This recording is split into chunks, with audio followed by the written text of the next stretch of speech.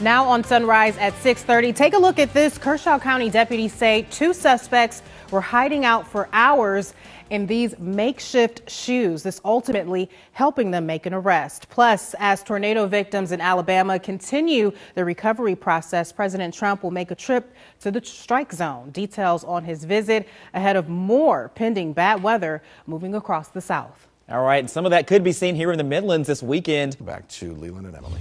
Thanks, Tim. Our top story this morning, President Donald Trump visits Alabama today to get a first-hand look at the damage done by Sunday's deadly tornadoes. Yeah, residents and officials continue to work on recovery efforts, but as John Lawrence reports, parts of the state are preparing for even more severe weather. Alabama residents picking up the pieces.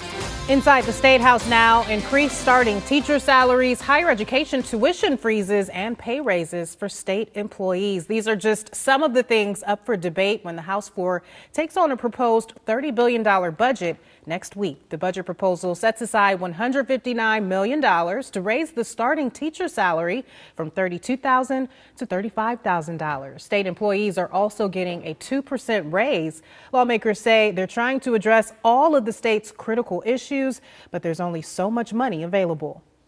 We've got to deal with what we have in front of us. Right now, DSS needs more money.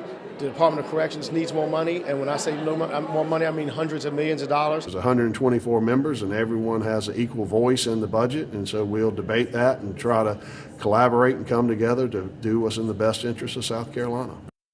The budget proposal also covers protecting taxpayers, keeping debt low, freezing tuition for higher education, and more. You can read all about it by heading to this story on WIS-TV.com.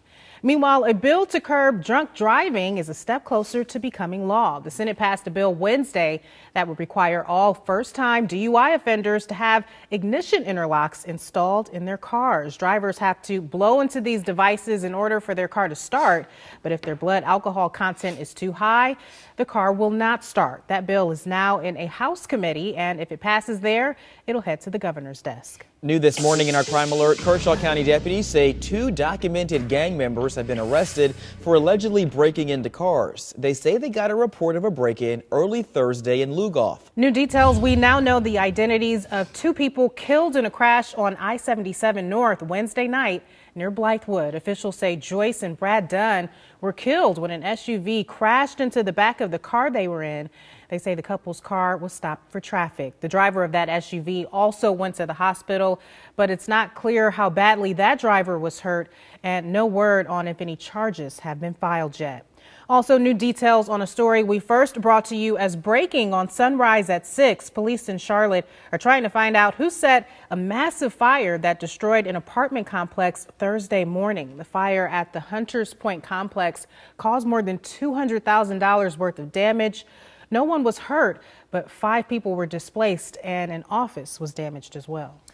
Staying in the Queen City, next week, Carolina Panthers owner David Tepper is set to meet with South Carolina leaders, including Governor McMaster, to discuss moving the team's headquarters and practice facilities to York County. And that's according to the Post and Courier of Charleston. Well, Barbie is hitting a milestone. She turns 60 this weekend. Wow, why the doll is so much more than a toy for some young women.